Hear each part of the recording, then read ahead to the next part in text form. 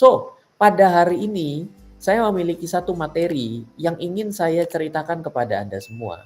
Dengan judul utamanya adalah mindset, investasi, dan keuangan. Saya izin share screen, sudah boleh? Oke, saya akan izin share screen buat Anda semua. Sudah nampak ya mestinya ya? Oke, nah kalau sudah Sudah, Pak. nampak, yes, oke, thank you Mbak. Oke, mindset, investasi, dan keuangan. Nah, ini kita lewati saja, Anda sudah lihat tadi. Nah, banyak teman-teman semua itu ada dua golongan lah. Ada yang golongannya investor dadakan akibat corona. Ada juga investor yang sudah lama. Lalu yang membedakan satu lagi adalah investor yang belum jadi investor. Jadi investor belum jadi investor namanya bukan investor gitu ya. Ada dua gitu loh. Dimana kadang-kadang kita berpikir bahwa saya udah investasi dari 2019 tapi kok kelihatannya malah rugi ya, misalnya begitu ya. Atau juga ada berpikir begini, untung saya nggak invest di tengah ketidakpastian. Nah terus kapan mau pastinya kan begitu ya. Nah pernah dengar atau tidak bahwa yang ikut gerakan nabung saham di tahun 2020 bakal berubah jadi gerakan yuk mampus di saham. Oh, yang namanya gerakan menabung saham dalam keadaan market yang tidak kondusif memang jelek. Pertanyaannya, benarkah konsep nabung pada saham itu salah? Ini pertanyaan. Dan akan menemukan banyak hal. Apakah menabung emas salah? Apakah investasi emas salah? Apakah investasi apalagi reksadana adalah salah? Itu banyak begitu. Nah, saya mau selesaikan dulu masalah saham. Karena ada suatu gerakan nabung saham. Dan gerakan nabung saham itu diinisiasikan dari Bursa Efek Indonesia. Dan saya ikut mensupport gerakan itu. Saya ingin tahu gitu ya. Mari kita coba lihat. Bila Anda melakukan investasi di 2019 dan 2020, entah ada orang yang mulai starting dari 2019, atau ada orang yang starting dari 2020, mari kita lihat nasibnya. Kita bisa berinvestasi berkala, atau kita berinvestasi segabruk di awal. Jadi kan ada orang misalnya punya uang 100 juta. Langsung uang 100 juta itu ditaruh di bulan pertama. Set, masukin. Besar sekaligus. Tapi kan ada orang yang tidak punya uang sebanyak itu di awal. Tapi artinya dia akan mulai misalnya kalau dia 2 tahun berarti ya 100 juta ini dibagi menjadi 24 pembelian. Boleh nggak? Ya boleh dong, namanya orang nggak punya uang. Pak kalau saya punya dari 100 ribu gimana Pak? Kalau 100 ribu dibagi 24 ya nggak dapat apa-apa gitu ya. Tapi mungkin mulai dari 100 ribu per bulan. Itu kan adalah semangat utamanya menabung kan. Yaitu secara konsisten. Banyak orang yang salah paham. Bahwa kalau saya menabung saham, itu nggak bisa. Kenapa? Loh, yang namanya nabung itu adalah sesuatu yang menghasilkan kepastian. Karena strategi investasi ketika nanti teman-teman belajar, itu cuma 4. Lump sum, membeli sebesar-besarnya. Dollar cost average, membeli berkala dengan nominal yang tetap. Yang ketiga adalah constant share, membeli berkala dengan satuan angka yang tertentu, yaitu entah mau lotnya, kilogramnya, gramnya, kan membeli emas begitu. Misal beli ini pergi ke toko emas 100 gram, ya udah yang bawa pulang kan 100 gram. Harga kan bisa berubah ya. Yang terakhir adalah pertumbuhan yang tetap dan tertentu. Jadi strategi investasi itu cuma 4 di dunia. Ryan, saya pengen dong dijelasin sedikit dollar cost average itu apa. Dollar cost average itu adalah membeli selalu dengan nominal yang tetap. Nah, lawannya adalah lump sum, constant share. Constant share itu adalah membeli dengan jumlah satuannya yang tetap. Nah, ini adalah 4 saham. Ya. Di mana salah satunya adalah consumer, salah satunya adalah industri umum, salah satunya adalah bank, salah satunya adalah pertambangan. Oke? Ya, ini 4, Anda bisa cek sendiri di sini ya.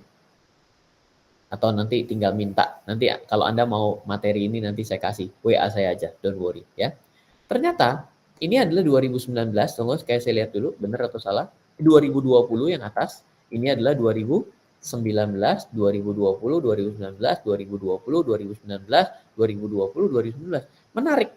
Ternyata menghasilkan sesuatu yang beraneka ragam. Di sini sama-sama untung, di sini satu untung besar, satu rugi tipis, ini dua-duanya untung, ini tapi untung tipis, ini adalah satu rugi, satu untung. Di mana untung di sini adalah sangat jauh, di sini ruginya juga lumayan jauh, dari 12 juta sisa 10 juta. Tapi yang menarik, perhatikan, kalau Anda lakukan secara jangka panjang, ternyata selalu memberikan suatu hasil yang lebih stabil. Nah, ini dia pergerakan yang terjadi di tahun 2008 sampai 2020 itu secara setahun. Ternyata kalau Anda membeli dengan modal 12 juta 1 tahun secara berkala, sebulan 1 kali, 2020 adalah tahun ketiga terbaik berinvestasi dibandingkan dari tahun 2008 sampai dengan 2020. Nah, saya mau lanjut. Loh, Ryan, saya udah lihat 2020, bagus kayak gitu. Gimana kalau sekarang saya investasi ini penuh nih, kalau gitu saya utang lah, saya pinjem papa saya nih, buat uang pensiun minggu depan saya pakai sekarang buat beli saham. Nah, ini nih saya punya pesan. Investasi itu jangan pakai percaya diri. Percaya diri dalam berinvestasi yang kebablasan bisa berakhir dengan halusinasi. Apa kondisi market timing? Kapan saya harus membeli lagi? Jawabannya adalah ketika terjadi sesuatu diskon besar. Ya, ini dia, saya akan mulai besok. Nah, biasa nih ya, penundaan-penundaan. Orang gagal itu mencari alasan untuk menunda. Orang sukses mulai lebih awal. Oke?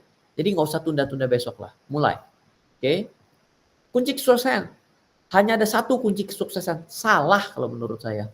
Kunci kesuksesan itu ada banyak. Contohnya aja, bisnis aja berdasarkan orang yang paham. Anda bisa nonton di TED Talks, TED Talks ya, TED Talks itu ternyata startup itu berhasil karena memiliki ideas, tim, bisnis model, funding dan timing.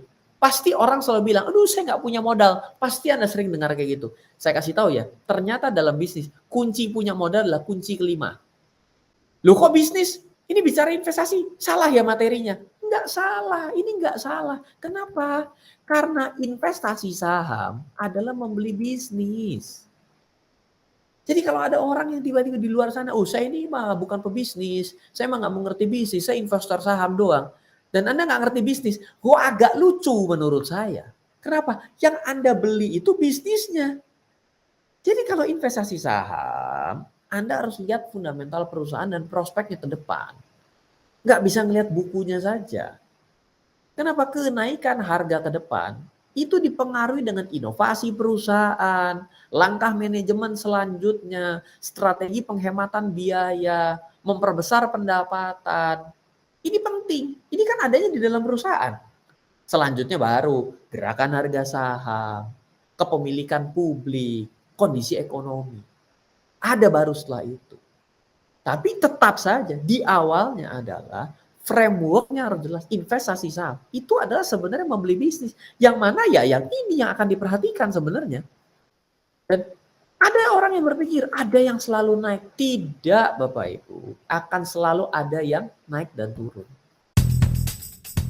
Halo, terima kasih sudah menyaksikan video di RF Channel on YouTube. RF Channel adalah channel edukasi untuk kita secara bersama-sama belajar dan mendapatkan aktualisasi mengenai investasi, keuangan, dan bisnis bersama saya, Ryan Filbert, dan tim. Add nomor WhatsApp saya di 0895 07 08 0789 0895 07 08 0789.